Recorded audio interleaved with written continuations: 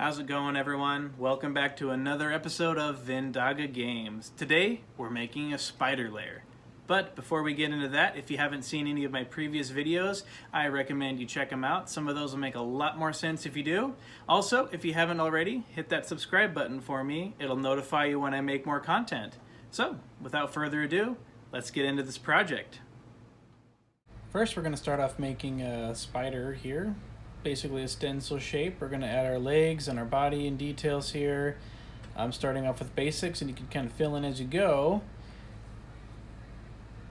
Once we get the shape that we are desiring, we can fill this in with the outline using our fine tip black pen.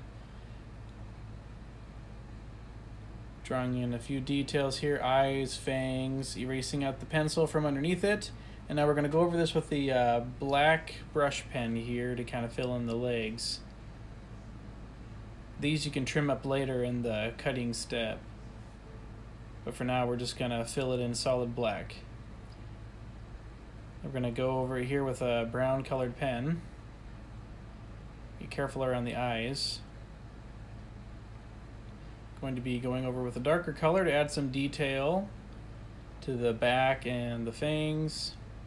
And then we're going to be getting our fine tip pen again, and we're going to just be adding a little more black to the eyes, making sure that we leave a small white dot for the shine of the eyes. It makes it look a lot more realistic.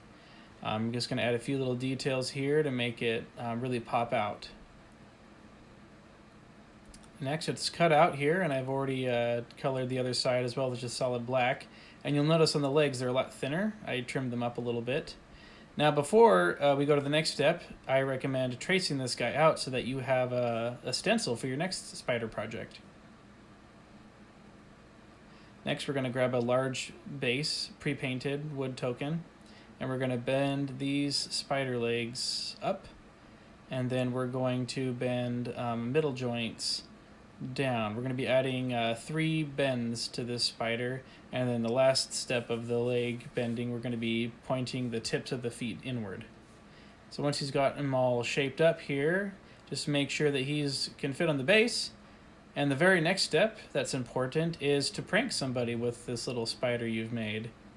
I'm sure it'll get a good jump out of somebody. After you've had your fun, go ahead and get some glue on this guy's feet.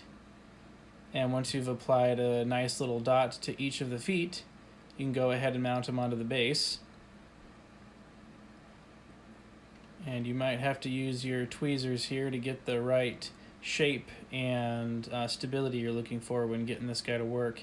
Using a toothpick often helps get those pressure that you need for that part of the project. Once he's all glued, let him dry, set him off to the side. This next project, you're just going to get a scrap of cardstock.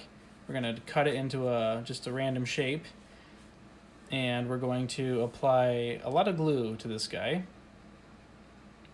And the next step is an easy one.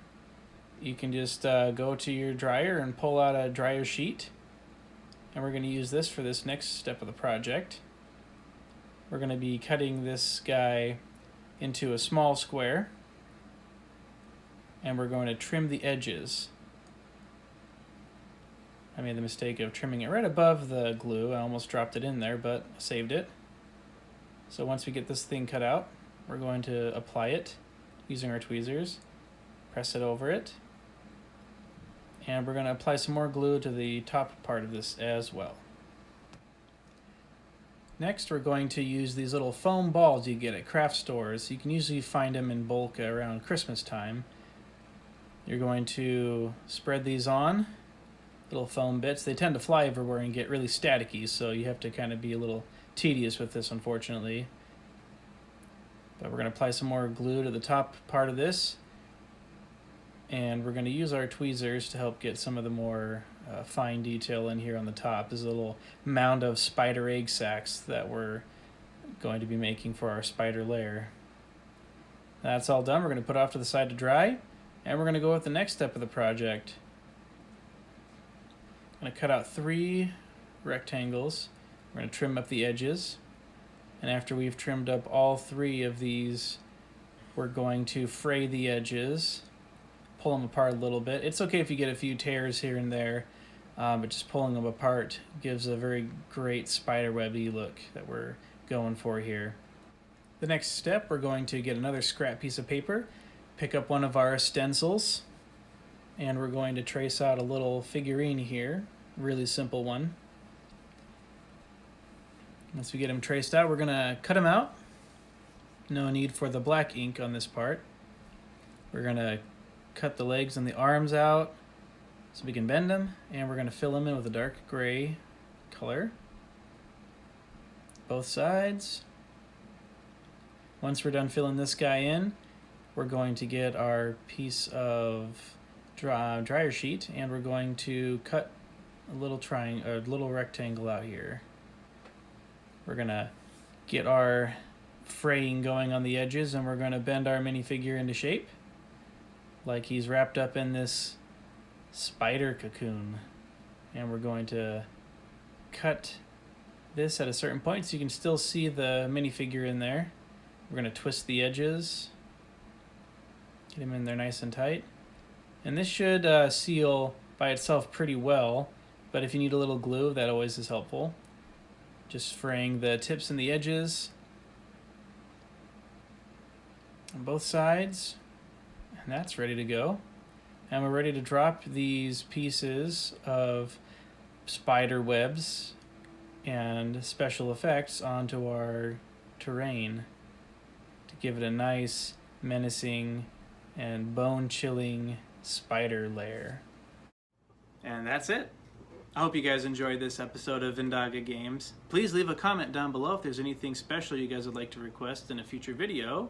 So, until we get back in the dungeon together, I'll be signing off. Until we meet again.